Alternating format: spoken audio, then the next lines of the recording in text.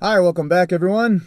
Well, after about 6 months of working on the road, making a bunch of money as a tower climber, totally awesome job for me, and I was very thankful to make a bunch of money doing that. I was ready to get the climbing. I had focus. I needed to go to El Cap, and I wanted to go to the Karakoram and go do Trango Tower, in Kyrgyzstan, go do first ascents. So I had some plans. So I was psyched. So first stop was to the Eastern Sierras. Now, this is sometime in middle of April, so everything was still totally locked into winter mode, but the sun was starting to come out. It's starting to get really warm, and I decided to go to Mount Whitney, which is the tallest mountain in the lower 48. And I was going to go through the Whitney portal and camp at the base of it. It's this big like climbing thing, but there's some mountaineering objectives. There's a route called the Mountaineer's route, and it's kind of this high angle snow, a little bit of ice climbing to get up to the summit, especially in winter conditions.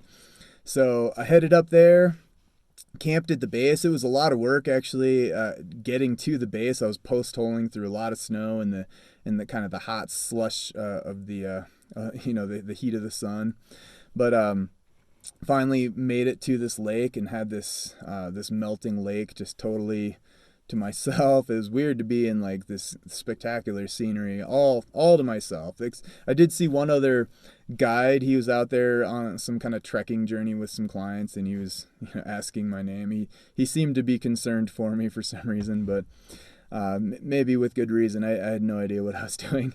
But I ended up climbing the Mountaineer's route on Mount Whitney, and that was a great adventure, but totally had no idea what I was doing. I had never ice climbed before. I had just had one Mountaineer's axe that I had actually found a few years before, and then some crampons I had acquired, but I mean, I didn't even have waterproof pants on. I just had like pajama pants or something.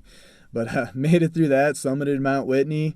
And the next day, I went up and did this other mountain called Mount Muir. It's another 14er, and this one was definitely quite the adventure. I did this in the summer. There's a fourth class ridge that kind of goes up the prow of it, but in winter conditions, it was all covered in snow and ice, and so it was pretty gnarly to free solo this. But made it through and summited that, and it felt good that I got a little bit of snow traveling and ice climbing experience. And got out of there and headed into the valley, and I was ready to get to work on El Cap.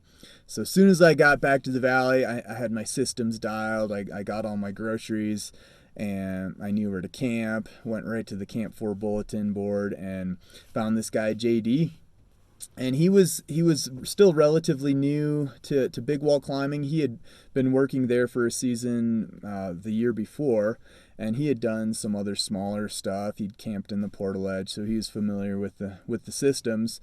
But he was pretty leery about climbing the Nose of El Cap. That was a pretty serious objective for him. But I couldn't find anyone else willing to go get up on El Cap with me. So after some pushing and prodding, I finally talked him into to considering doing the Nose of El Cap with me, but he wanted to do like all this training before, which was fine. And in retrospect, I mean, it's not a bad thing to be over prepared for something. So we immediately got to work. We started kind of knocking through all of the big wall trainers. We got onto the Prow of Washington Column, went and did Leaning Tower, went and did regular route of Half Dome. And I had just read a book about speed climbing techniques by Hans Florin, talking about this technique called short fixing, and it's a way to get through big wall climbs, but you're simul climbing. So, and it's kind of an advanced technique. You end up using a gree to rope solo, but long story short, is both people are able to climb at the same time and get through stuff real fast. So we were able to get through all these routes that normally take people 2 or 3 days and get them done in a day. I guess when we got to Half Dome, that took us 30 hours, so it was a little over a day, but still, it felt good to be able to just start cranking through these things real fast. And I started getting into my flow state, and I was feeling very confident as a climber. And towards the end of 3 weeks, I was feeling really strong and very well prepared for the Nose of El Cap. So we decided for whatever reason to do the nose in more of a big wall, like a multi-day style instead of a short fixing style. We still did do some short fixing, but we decided to bring the haul bag. Now once you bring the haul bag, your portaledge, your overnight gear, everything, you can pretty much double your time required because you got to spend all that time hauling your stuff up the wall. But that was okay. It was a much bigger objective. It's 3,100 feet of climbing, and the top half of it is all overhanging and not really free climbable. So we felt fine about going in style like that, and we pretty much just cruised through it without an issue.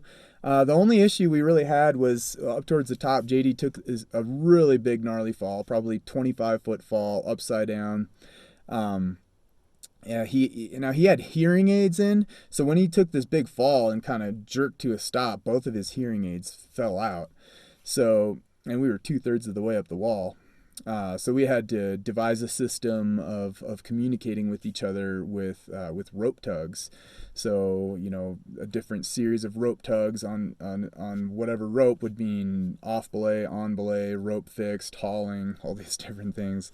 So, but we figured it out, and we were able to get all the way up to the summit. It took us 5 days, 4 nights, and yeah, I felt really good about getting through it. But in my mind, I was just I felt like so over prepared for the route by that point that I was just chomping at the bit. I was ready to get on the bigger stuff, and for me, like El Cap was just like a little trainer on to my big objectives, and I was very I was psyched that I had these 2 back-to-back expeditions already planned and ready to come up. So JD tried to talk me into staying a little bit longer, but I decided I wanted to go on from there. So on the next video, I'll talk about my first trip out to Asia, starting with the one in Kyrgyzstan. So thanks for coming along.